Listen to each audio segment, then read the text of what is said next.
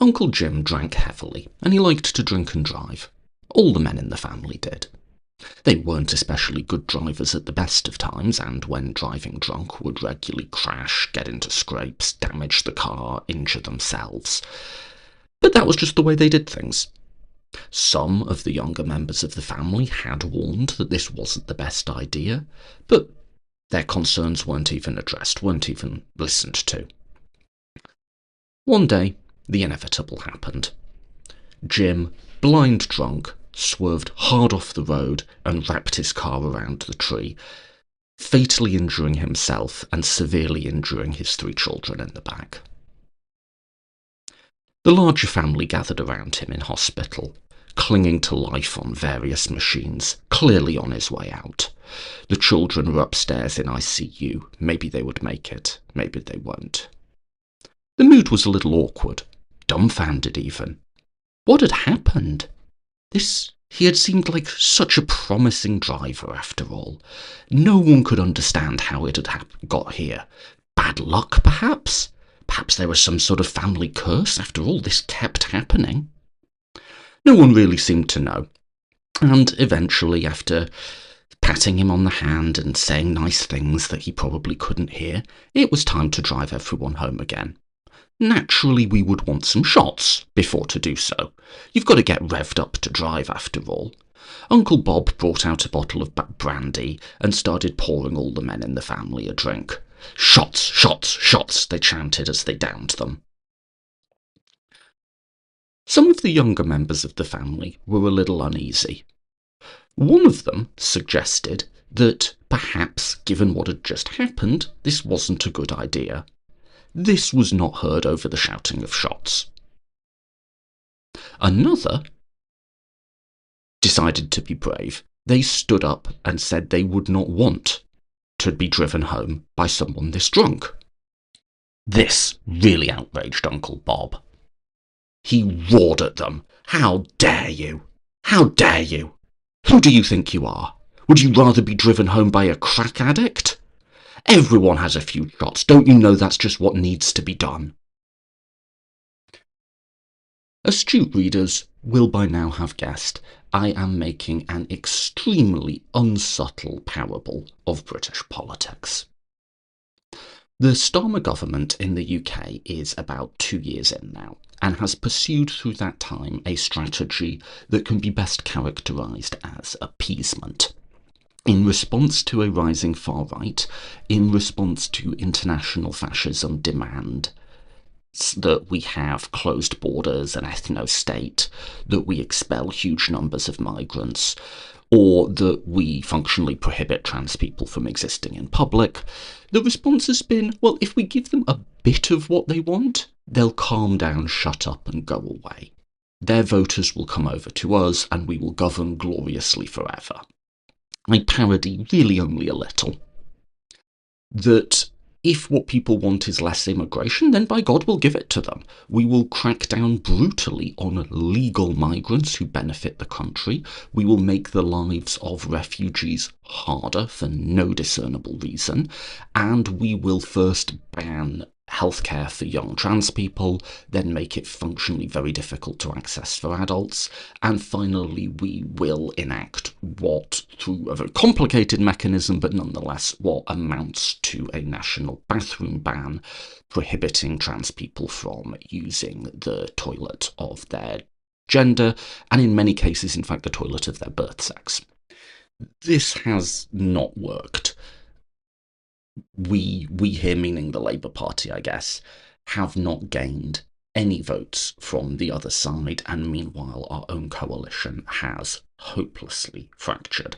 And I think now we're at a terminal point.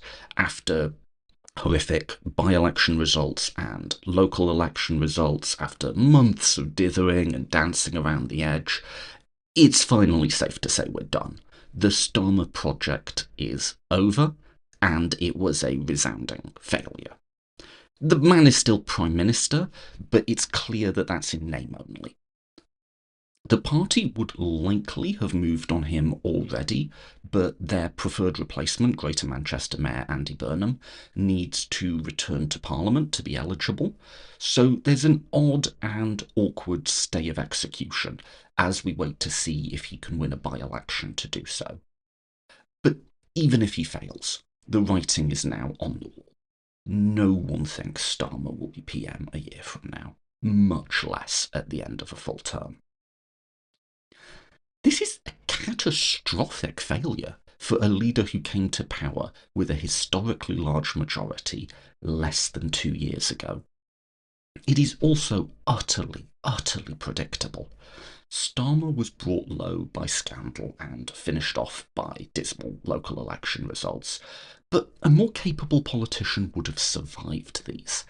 Had he retained at least his own base, he could probably have soldiered on. He's on his way out, in short, because he is astoundingly unpopular, liked by no one and loathed by many. And yet, and even though I've predicted this all the way through, I still find it a bit shocking to see it. Nothing has been learnt. Starmer himself is apparently being, on the low, advised by Morgan McSweeney again, the aide who was in many ways held to be the architect of this strategy. Now that Starmer doesn't know what to do, he's seeking his advice again. Commentators do not seem to have learned at all. My usual example for this is John Rentoul, the chief political correspondent of The Independent. He's someone who, towards the beginning of Starmer's premiership, said repeatedly he would succeed or fail by whether or not he reduced legal migration and was harder on refugees. Starmer did that. Starmer failed. And Rentoul's response has been bizarre. He's claimed that he actually failed because he didn't cut disability benefits enough. It is an astounding lack of accountability, an astounding inability to say that you got it wrong, to search out the one progressive thing that Starmer did and say, aha, that's where it all went wrong.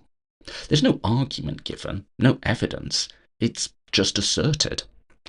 Tom Watson, a senior Labour politician, wrote an incredibly arrogant Substack post after the Manchester by-election, furious that anyone would suggest that the Labour Party's lurch to the right had lost them votes, with communities that contain many immigrants and many people who have family who are immigrants. He just couldn't bring himself to even entertain the idea.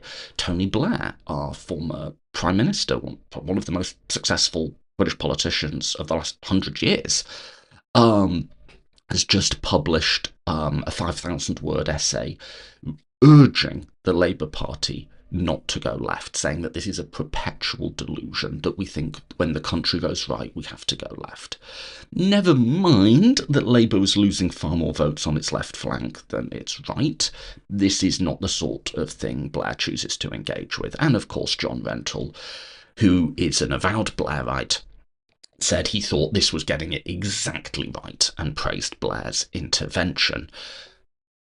Most troublingly of all, Burnham, who has been held to be something of a centre-left alternative to our current track, already in advance, before he's even won his by-election, much less become PM, seems to be caving to the reactionary centrist worldview too. His team has already signalled that he will, as PM, support the Home Secretary's brutal and illiberal reforms of the immigration and asylum system. When asked about the recent EHRC Code of Conduct, aka the bathroom ban, he said that, yeah, let's do that, but do it in a compassionate way. I'm sorry, but there is no compassionate way to do that, and I would honestly have more respect for him if he said that more overtly. He's also walked back progressive positions he used to hold on rejoining the EU and on benefits.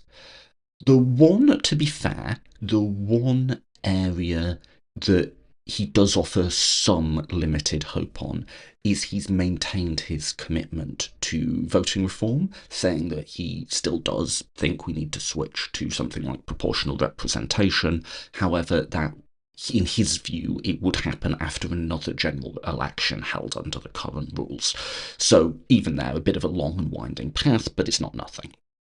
Overall, though, on the social issues that I've mostly focused my analysis of UK politics on, he's caved already.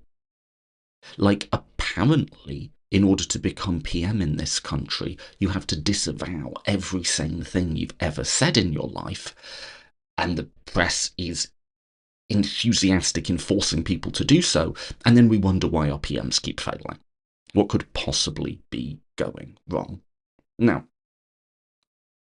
to be clear, I don't think this story of appeasement and base fracture is the only reason the Starmer project failed. It's one of the big ones. I think overall this isn't complicated, and our analysis, doesn't have to be doing some huge multivariable regression or something. I would say, here's a simple story. The Starmer project failed for 3 reasons. 1, he was elected on a change mandate, but committed to governing within the Tory economic framework, meaning he had set up his success criteria on delivering economic benefits, but was unable to do that. 2, he has poor communication skills and zero charisma. 3, he lurched radically to the right on immigration, refugee, trans rights, disability rights, and so on, directly harming core groups within his party. Now, the first of these was obvious and predictable before the 2024 election, and I can cite myself predicting it, that they would win big, but then really fail in government because the problems of the country would become their problems, and they'd ruled out the necessary reforms to fixing them. The second, communication skills and charisma, is what it is. Maybe Burnham can do better here. I mean, it would be difficult to do worse. I suspect, though, if Burnham does become PM, which is far from certain at the time of recording, I suspect he will get at least a modest polling bounce. And he, I'm always a bit underwhelmed by Burnham, but he doesn't sound like a malfunctioning AI in a person suit. He is a step up. A caution would be that communication skills aren't just about talking good as part of it. They're also about having a coherent and compelling narrative about what is wrong with the country and how you will fix that. And I haven't heard that from Burnham yet, but he will probably do better on 2. It's the third, though, the appeasement one, that I think we need to put a spotlight on, because this is bizarre, the lack of learning from mistakes here. My example of the family learning that drunk driving is a bad idea was me being a bit silly, but honestly, given the totality of the failure of this approach, I don't know how much of a hyperbole or exaggeration it even is, because what we have seen here is appeasement, a sort of governing philosophy of reactionary centrism, as I call it, in its purest form. We needed to harm vulnerable minorities to win over reform voters, and it was presented in exactly those terms. Quote, "If we retreat to the comfort of fairy tales, a nightmare will follow, as those who follow us will have none of our restraint," end quote. The Home Secretary Shabana Mahmood said in a statement last month, 2 months ago. She was pleased with the line, using it as the pull quote for a Twitter post. This is in the context of the most radical reform of the UK asylum system in the last 70 years. What the Home Secretary is describing as restraint would make us one of the most illiberal developed democracies in the world with respect to refugees. Her plans include inflicting on those fleeing war or persecution a 30-year wait of rolling reapplication deadlines before they can settle, during which time they, and potentially their children with British citizens, would be subject to deportation whenever the government deems their home country safe, which they can do at any point and for any reasons. Mahmood told Labour MPs to support this, not by appealing to its merits, but telling them that not doing so risked a Farage-led government deporting refugees, quote, to their certain death, end quote. I could spend some time talking about how a senior government minister thinks following international law is a fairy tale. Her reforms would take us well outside of both the spirit and the letter of the refugee conventions, something she overtly lied about. Or how this is well to the right, not only of any position the Labour Party has ever taken, but to the right of any post-war Conservative government. But for my purposes, I just want to call attention to the justification on its own terms.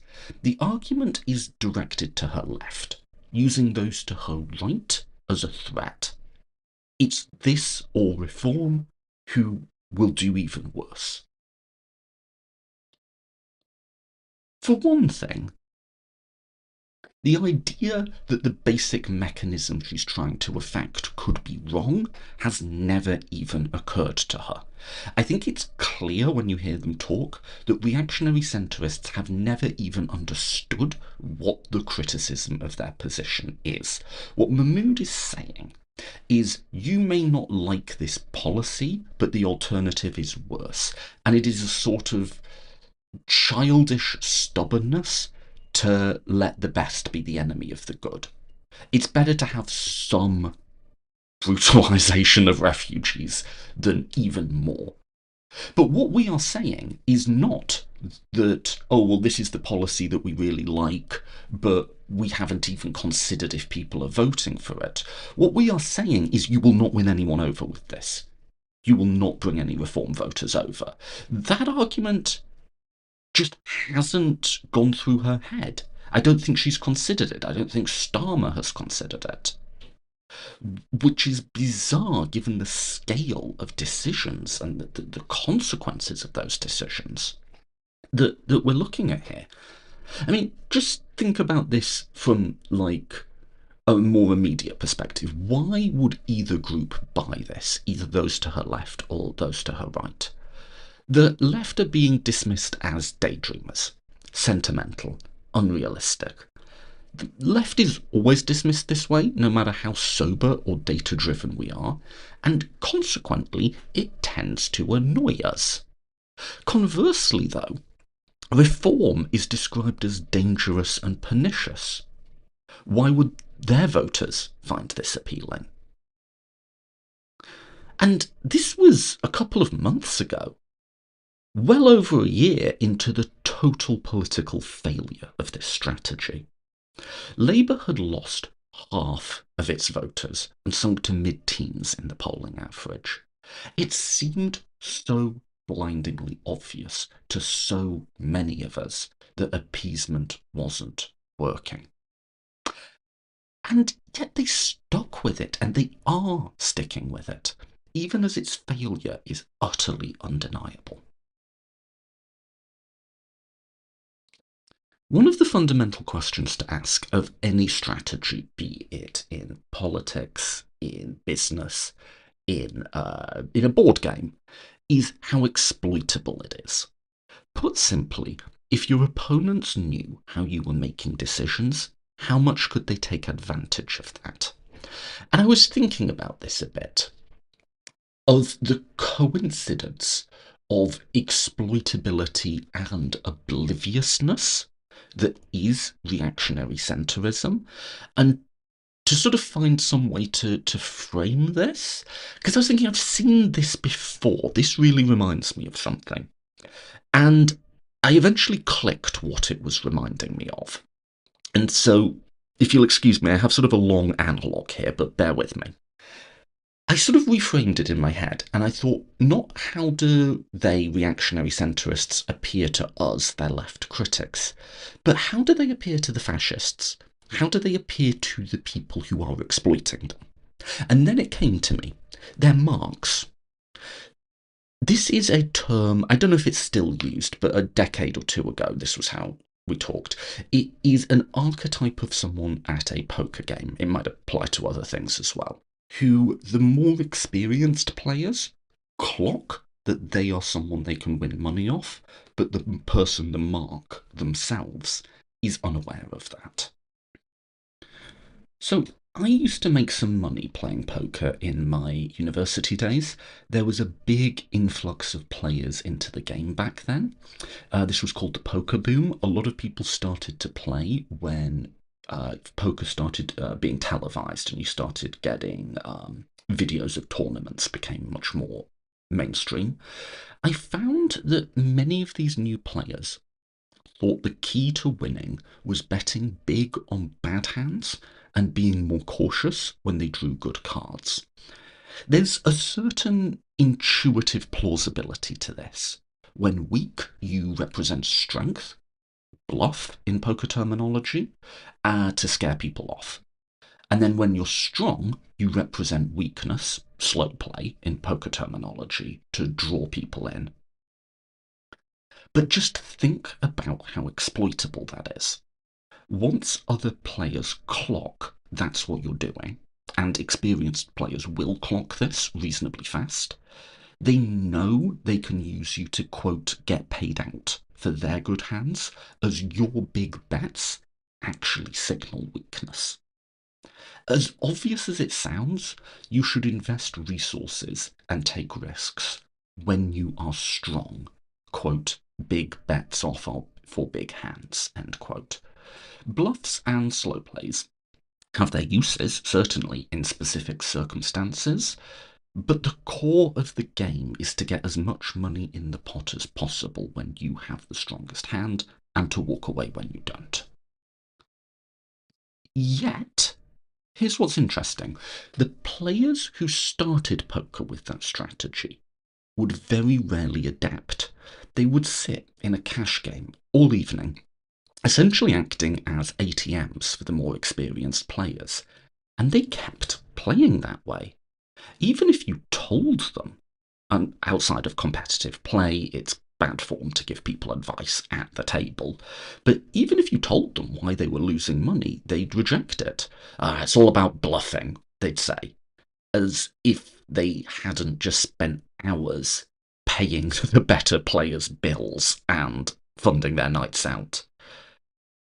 Part of this is the theoretical framework they'd been given. A lot of them had read a book called Super System by Doyle Brunson, who was a very, very successful poker player at the time. And Brunson urges a very aggressive style of play. You know, put your opponent to the test. If you get a vibe of weakness, put a big bet and push them out, right? Now, but Brunson had one, he was actually a good player who sort of knew when a bluff worked and knew when not to do it, and all of the new players just took that to mean bluff in every single hand, which is not a viable strategy. But two, I think Brunson was writing for another age. Brunson had come up playing poker, another generation before in like the 70s and 80s and so on, when most players played far too cautiously. Texas Hold'em, which is an unlimited betting system, was fairly unnew and unfamiliar. People were used to capped betting systems, and so they got scared by all-in moves. They tended not to bet enough. They tended to... The play was just too weak. When Brunson came up as a poker player, you could bluff people out all the time. However, by the time of the poker bloom, everyone had read Brunson, everyone was betting too aggressively, and so the strategy didn't work anymore.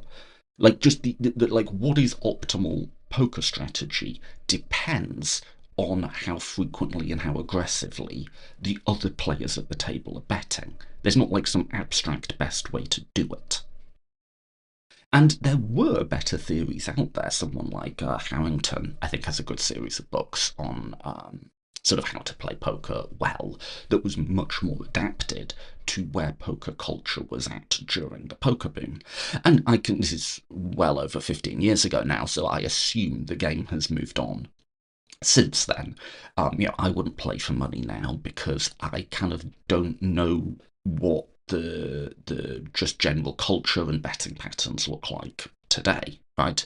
But that was one of the big reasons that people had read this book that perhaps in its day was quite good advice, but they'd applied it in an uncritical manner to a world that no longer matched that. But there's something more than that, I think. I think it was also that they gravitated towards Brunson and they gravitated towards this style of play was because that strategy validated a self-image that they had started playing poker to reinforce, if perhaps only to themselves. They liked the idea of themselves as confident, clever, savvy, decisive, aggressive. Bluffing someone out feels macho in a way that biding your time, folding bad hands, and waiting for good doesn't. Changing strategy would invalidate the story they had in their head about themselves, so they couldn't do it. You see where I'm going with this, right? Reactionary centrists have a model in their heads that the cultural right have, quote, legitimate grievances, and that these can be addressed and you'll win them over to, quote, take the issue off the table, as Labour MPs love to say. As a result, they focus their time, their communication capacity, their core legislative pushes on their weakest hands. They choose to compete not just on their worst issues. I think immigration could potentially be reclaimed as an issue for Liberals, but within narratives and framings that obviously disadvantage them.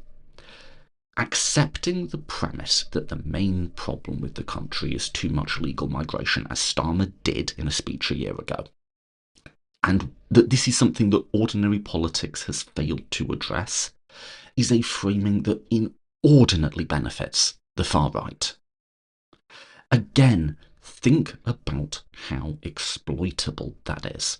If you, as the far right, know that your centrist opponent is committed to trying to give you what you want, you just keep asking for stuff. If they deliver, you collect your winnings and ask for more. At no point do you give them what they want, i.e., your vote, or you stopping being racist, or you accepting a multicultural society because immigration has fallen a bit, because why would you? Part of what you want is their annihilation. You want an end to ordinary liberal democratic politics. That's your end state. But you'll happily fleece them for everything they have first, because you're getting they're moving along the road with you, right? Eventually they'll run out of road, but you won't. Here's another way of thinking about it. Overbetting in poker, routinely committing too many chips to bad hands, is giving your opponent what they want. Reactionary centrists are giving the fascists what they want. You want us to reduce immigration. You want us to brutalise refugees. You want us to push trans people out from public life. And in doing all of this, you create formal and informal mechanisms of control that will then be used by the rest of us once the fascists take over. It is no accident that what has functionally become Trump's secret police, ICE, is nominally at least an immigration enforcement agency, right?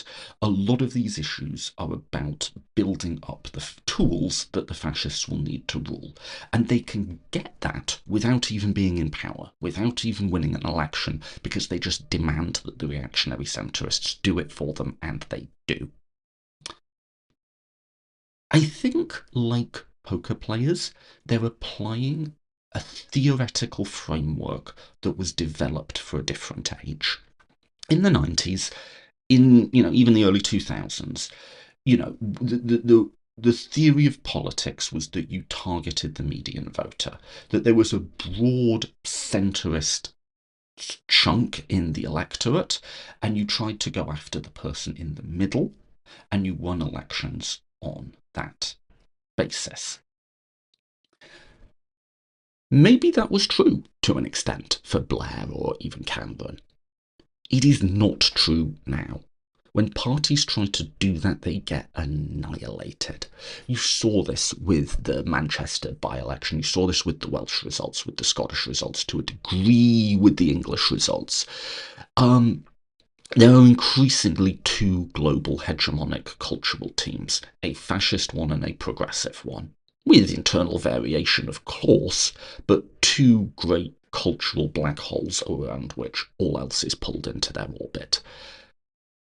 We can either have death camps and deportations, or tolerance and public transit. Those are the two options. Nobody wants reheated Thatcherism anymore, and electorates intuitively get that reality in a way that elites are just failing to. What they are doing, and I think Blair's intervention, which I might write about actually, is telling for this reason, is they are trying to operate a 90s playbook when we are well into a 21st century that no longer resembles that world at all. Just like the poker players, right? What is optimal poker play will depend on how everyone else at your table is playing. What is an optimal political strategy will depend on what your opponent is doing, on where the electorate is at, on what the culture looks like. There's no such thing as just a perfect political strategy in a vacuum that's applicable to all circumstances, but they seem to think that there is. And again, I think for the same reason. Like hapless poker players, reactionary centrists keep losing and doubling down, and when you point it out, they just can't hear it. And I think for the same reason. They have an image of themselves that their strategy validates, and that I think they probably got into politics to serve, and they can't let go of that. I think reactionary centrists always see themselves as the cleverest person in the room. Like, they've understood the savvy, pragmatic compromises that need to happen. And that's how they like to see themselves.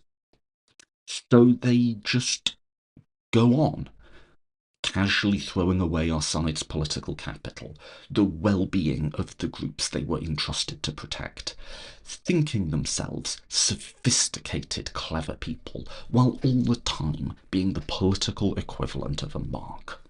Someone everyone but them knows is exploitable. And again, it was entirely predictable and predicted that this would not work. For one, it would fracture our own coalition. So many of us called that out in advance.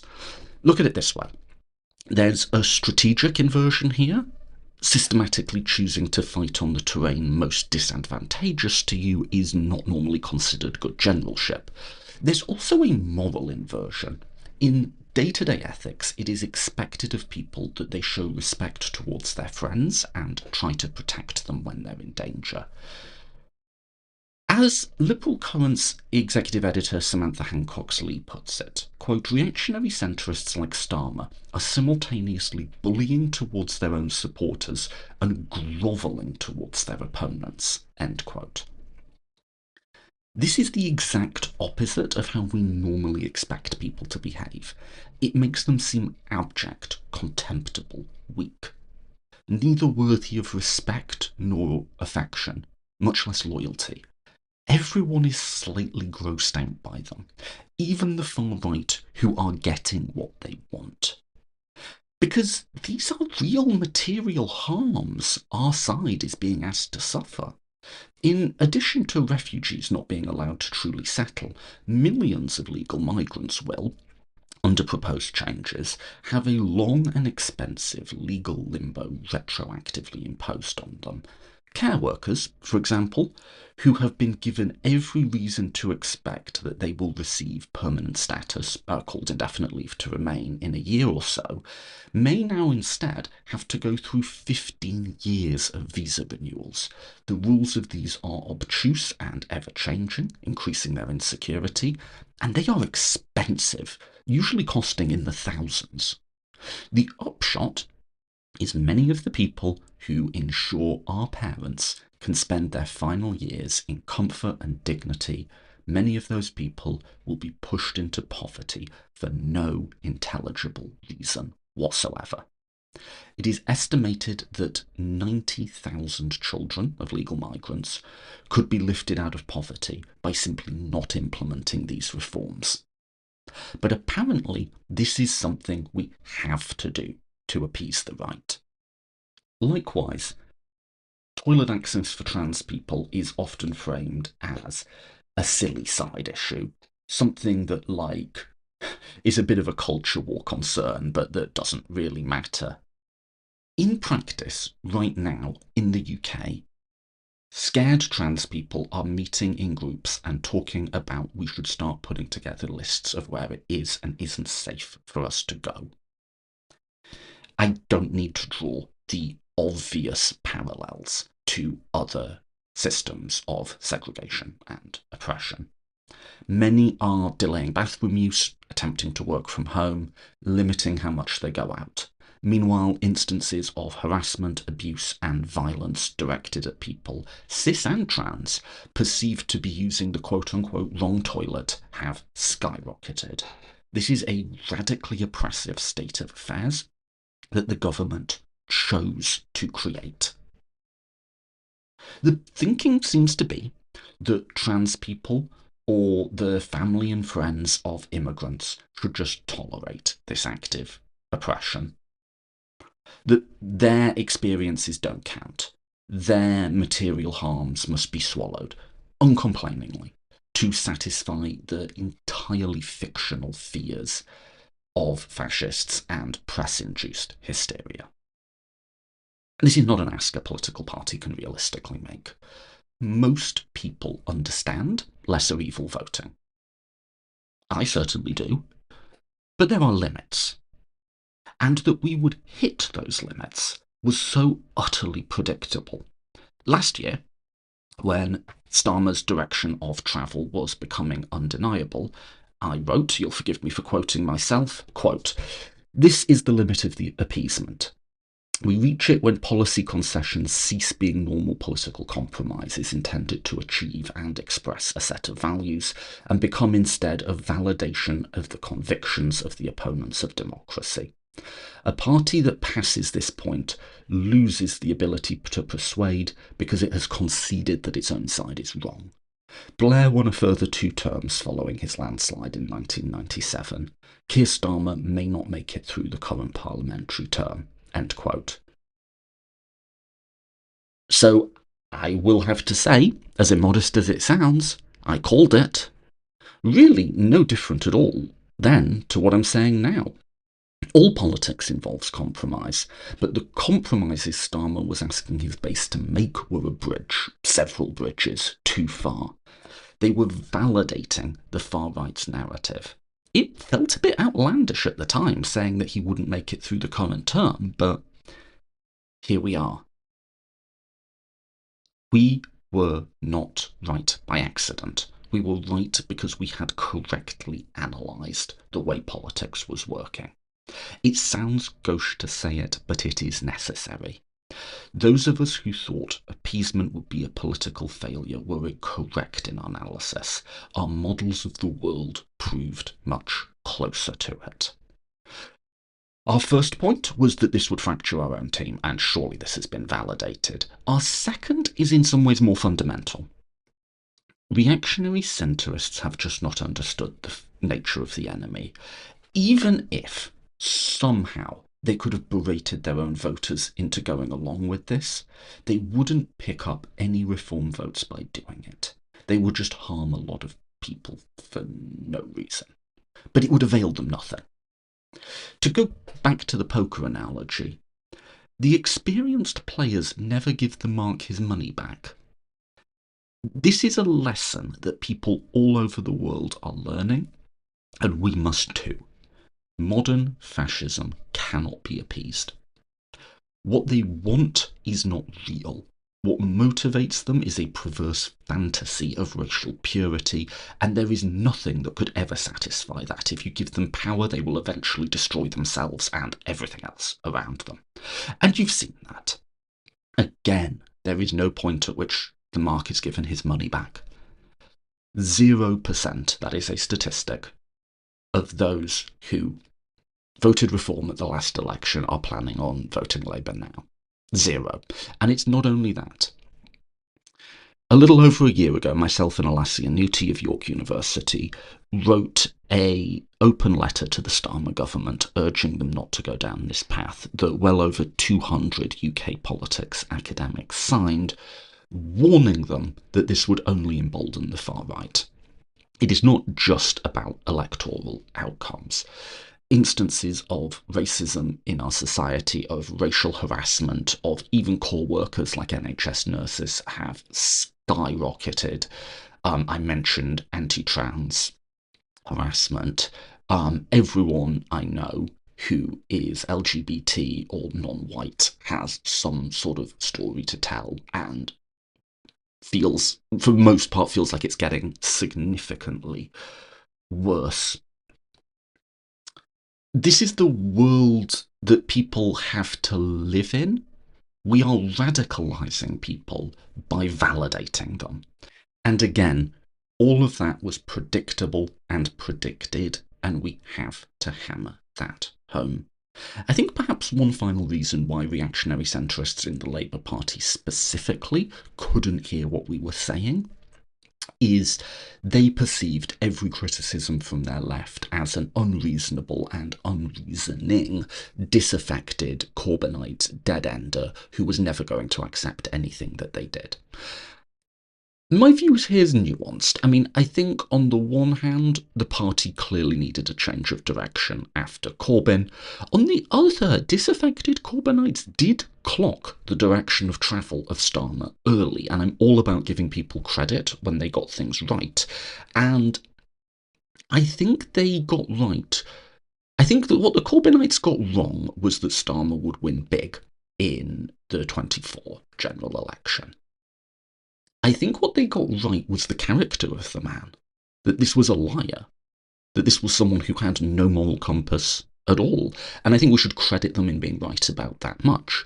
But with that said, plenty of those of us who warned that this would not work were not in that camp. I thought, and I predicted, and I can show receipts for this, that Starmer would win big in 24, but then it would immediately collapse around him. That was my prediction, right? I'm just eyeballing this, but of the 225 academics who signed that letter, they run the gambit from far left to sort of like mainline Labour people to Liberal Democrats to Greens to whoever. They're a broad ideological cross-section of people thought in advance that this would not work because it was obvious that this would not work. And this is who we should be listening to now, and this is who we should be empowering now. A broad cross-section of the left that includes sort of, mainline liberals in the Liberal Democrats or the Labour Party, that includes sort of traditional democratic socialists, that includes the far left. I think, like I say, the Corbynites have been right about a certain amount, and I think they should have a seat at the table. I said before that I thought there were probably 3 reasons for the collapse of the Starmer project: failing to deliver economically, lack of communication skills, and appeasement. I think a lot of political commentators have really only clocked the first 2. I don't understand why Starmer is so hated, is something I've heard a lot of centrists say. Sure, he's a bit bland and the country isn't great, but where's this real venom coming from? Well, to use my short list, the venom is coming from number 3. He would probably be merely disliked if he had failed to deliver economically and was a bit bland. If that was all it was, he's probably still been not doing great, but the venom, the hatred, has come from three. From, I think, people who say, oh, I don't understand the hatred of Starmer, haven't even thought about what day-to-day life, what it is like to live as a trans person in this country. And this is one of the reasons I think we have to bang this home, that we were right about appeasement, because even in pieces that accept that left concerns have been ignored and the Labour Party needs to reorientate itself, even when we are written about sympathetically, our concerns tend to be presented as largely symbolic.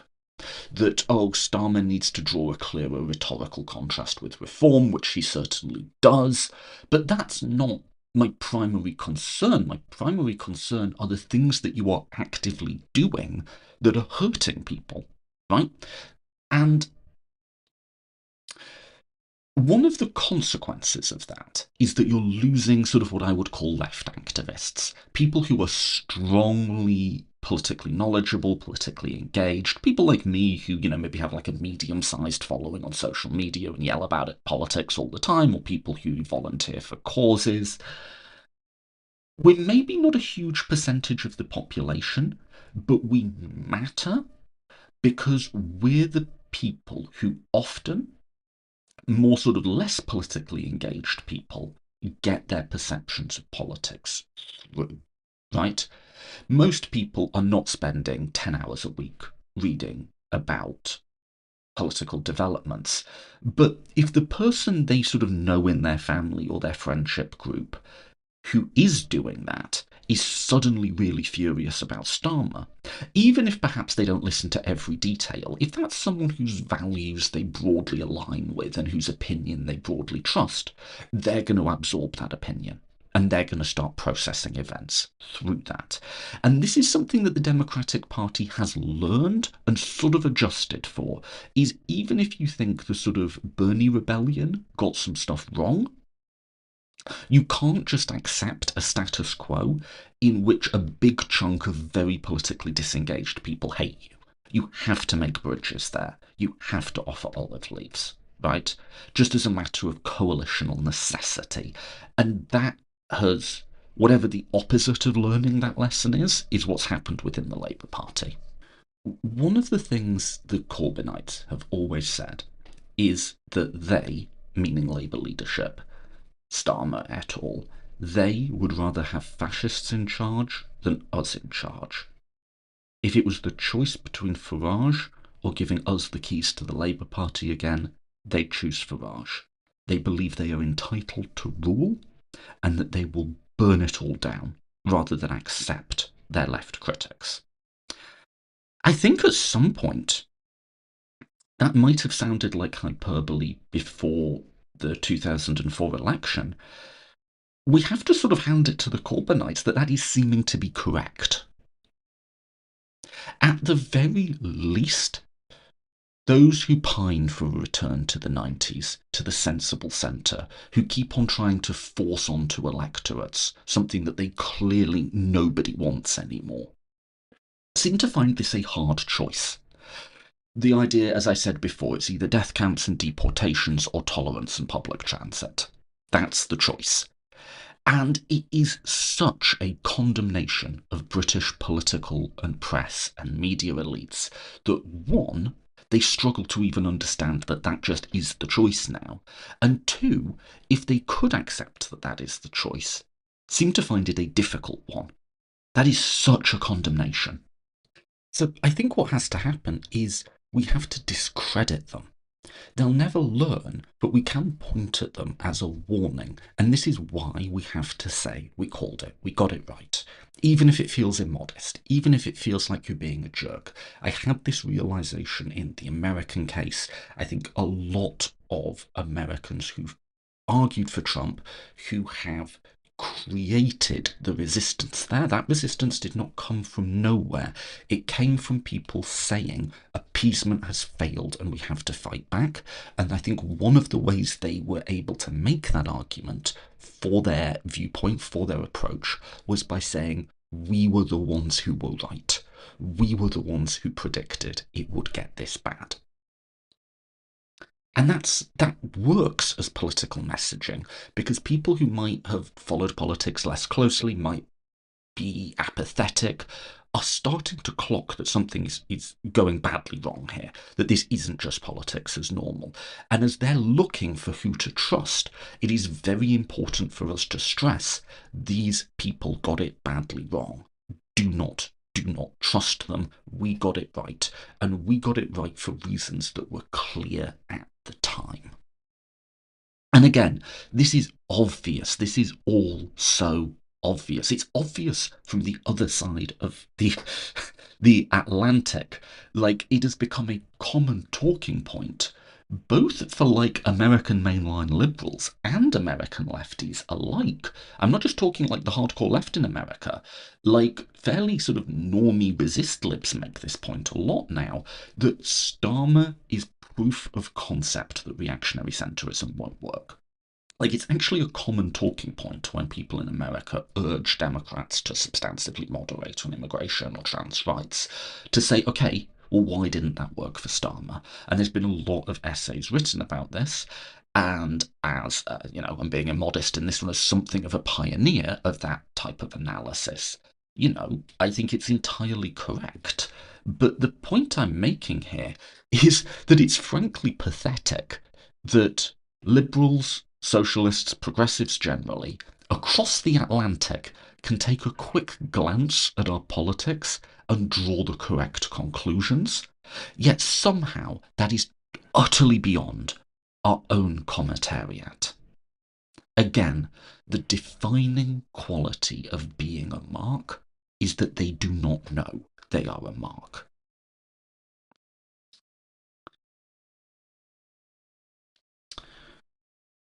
You can fleece a sheep many times, but only skin him once, a characteristically ugly poker proverb goes. Marks will accept losing a bit of money, but if you really take them to the cleaners, they'll stop playing. Marks require validation. You want to tell them how clever they are. You want to reassure them that they're playing well. You want to encourage them in their foolishness. Professional poker players know. Likewise, the fascists will always sort of egg on the reactionary centrists, tell them that they're being clever. Tell them that, oh, of course, the far left can't be permitted ever to return to power. Reactionary centrists have been fleeced many times, but is this the ignominious collapse of the Starmer project, the moment when they're finally skinned? Probably not. This is where the poker analogy breaks down. Poor poker players are losing their money. Reactionary centrists have been bought into the game, as it were, with our votes. They are playing with our lives. At least in the short run, they won't be the ones to suffer. Indeed, they may well be rewarded for their foolishness once they lose election with cosy sinecures, a magazine to edit, some high-paying job at a think tank. Ultimately, there will be a bill to be paid by all of us, but I just don't think they're thinking that far ahead. Again, they're not playing with their own money. That's the core difference here. If marks in the poker game were getting bankrolled by someone else, they would just continue losing money forever. But that money, in the analogy, is again our rights, our freedom, our dignity, the type of society that we live in. Reactionary centrists will go on insisting on appeasement. Loudly. They will continue to dismiss even the most careful evidence-based critiques as fairy tales. They will never, ever, ever admit that they were wrong.